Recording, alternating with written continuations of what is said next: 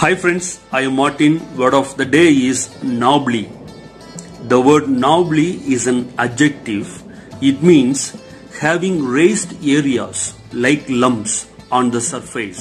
அப்படின்னு சொல்லலாம். அதாவது மேற்பரப்பில் கட்டிகள் போன்ற உயர்ந்த பகுதிகளை பெற்றிருத்தல் அப்படின்னு சொல்லிட்டு அர்த்தம். பொதுவா ஃப்ரெண்ட்ஸ், ஒரு பொருளா இருந்தாலும் சரி, ஒரு இடமாக இருந்தாலும் சரி, அல்லது ஒரு உயிரினமாக இருந்தாலும் சரி, ஒவ்வொன்றிற்கும் அதற்கென்று ஒரு உருவம் இருக்குது. அப்படிதானே?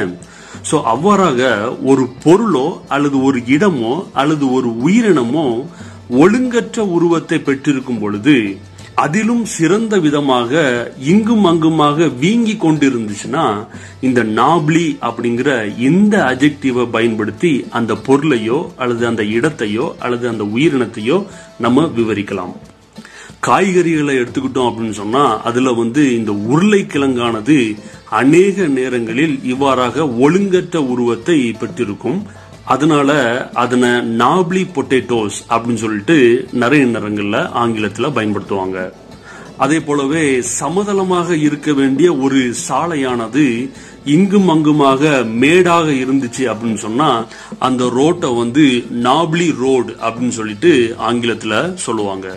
அதே போலவே சமதளமாக இருக்க வேண்டிய ஒரு விளையாட்டு மைதானம் இங்கும் அங்குமாக மேடு மேடாக இருந்துச்சு அப்படின்னு சொன்னா, அந்த விளையாட்டு மைதானத்தை நாப்லி ஃபீல்டு அப்படின்னு சொல்லிட்டு சொல்லுவாங்க.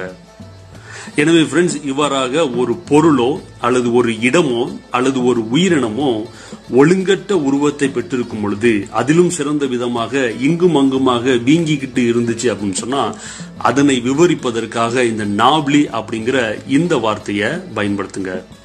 இதை வச்சு ஒரு சென்டென்ஸ் சொல்றேன். Players found it difficult to play because of the knobbly field அப்படின்னு சொல்லலாம். அதாவது சமதளமற்ற மைதானத்தால் வீரர்கள் விளையாட சிரமப்பட்டார்கள் அப்படின்னு சொல்லிட்டு அர்த்தம். எனவே ஃப்ரெண்ட்ஸ், ஒரு பொருளோ அல்லது ஒரு இடமோ அல்லது ஒரு உயிரினமோ ஒழுங்கற்ற உருவத்தை பெற்றிருக்கும் பொழுது, அதுலயும் சிறந்த விதமாக இங்கும் அங்குமாக வீங்கிக்கிட்டு இருந்துச்சு அப்படின்னு சொன்னா, அதனை விவரிப்பதற்காக இந்த நாப்லி அப்படிங்கிற இந்த அட்ஜெக்டிவை பயன்படுத்துங்க.